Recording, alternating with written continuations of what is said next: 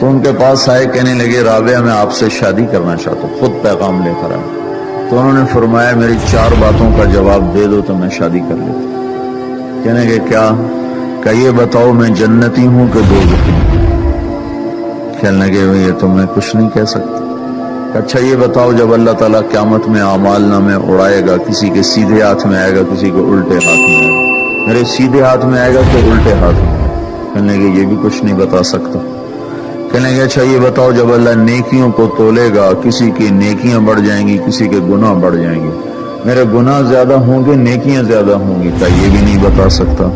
کہ اچھا یہ بتاؤ جب لوگ بول سراج سے گزریں گے، کوئی پار نکل جائیں گے، کوئی نیچے گر جائیں گے، تو میں پار نکلوں گی کہ دوزخ میں گروں گی؟ کہنے لگے یہ بھی میں نہیں بتا سکتا۔